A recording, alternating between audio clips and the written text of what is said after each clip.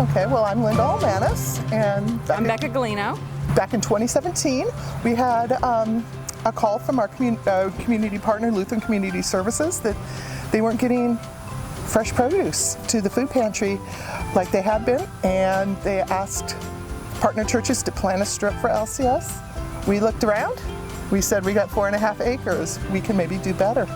And it was my daughter's Gold Award project that started it all. Our church has a long history of serving and feeding people.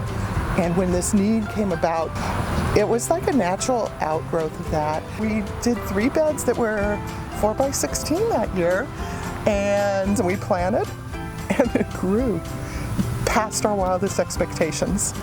We have 34 beds, and I think 27 distinct gardeners. A couple people have more than one garden, and only 5 of those are from the church. We've really engaged a wider community that loves to come here.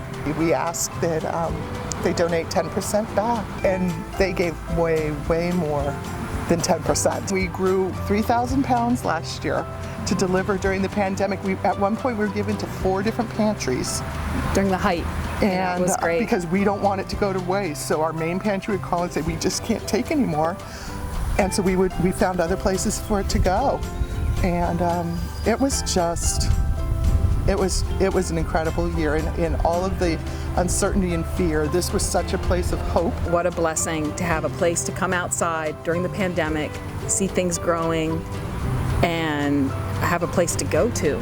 And you could see someone else's face from a little bit further away. I work down in the food pantry once a week. There's people who don't understand what these vegetables are for or how they're used, and they want to learn.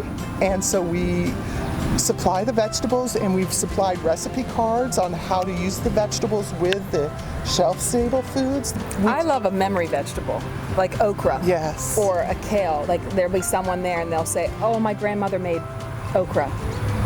Or something like that. To me is very emotional, because they've seen this fresh okra and they just want to do something with it. And I love that. We're working with our strengths here is we've got the ability and the place to do it, and they have the way to distribute the food, and it's getting to who it needs to get to. Our mission in the garden is to produce the most we can for the population that's food insecure. So what it basically comes down to is we try anything we can to try to increase. We built the donation cart, so people would put their produce in there when they were donating, and also the wider community, because we have a sort of a sign that says you drop off on Wednesdays for backyard delivery. gardeners. Yeah. So at the beginning of the pandemic, we thought, let's get food drives, and so every Wednesday for 40 weeks we're out there from 10 to 2 on Wednesdays. It was overwhelming. People from all over, and then we would see them every week. Cars would be full of stuff. Just we had full. to bring 2 cars every once in a while. Just full. Because it would be jam-packed. So much, so much like love, and it was amazing. It continues now. We don't do it weekly. We do it once a month to support the pantry with targeted items that they can't readily get from their supplies. So for this year, we trellising the tomatoes. We had seen these on YouTube, and we thought this might work for us because the cages, it gets so hard to get your hands in there to get the tomatoes. New way, we're trying it also the vertical with some of our squash to see if that, making it go up rather than out is better. So we like to try new things each year. When we looked at the land too and said what else would be a good way to steward our property, we had taken a class about creating meadows in urban areas. So we talked about starting a natural pollinator meadow. So that's good for our critters. It's good for water retention. It doesn't go everywhere. It's good for pollinators. And I think it looks really, really cool. Yeah, we're a monarch way station and called wildlife habitat for the National Wildlife Federation. So we're just always looking for something else we can do, and making this a calm space, a nice space, and a useful space in a way that it wasn't before.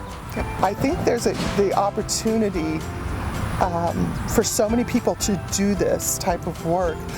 I drive around Wilmington right now, and I see gardens where there could be places. Wherever I see a green spot, I think you could put in a little 4x8 bed there and you'd never know how much you can grow out of that. Just bringing the education, but the community that it brings. There's nothing better than a garden for community. So I think it fills both the sustenance need of the food, but it fills this yearning for community, especially in this last year and a half. We have found that being connected to people is critical and is crucial and is essential, if you can use that word anymore. Yeah. People, whether you're receiving the food or growing the food, you're connected. Yeah. And it's just amazing.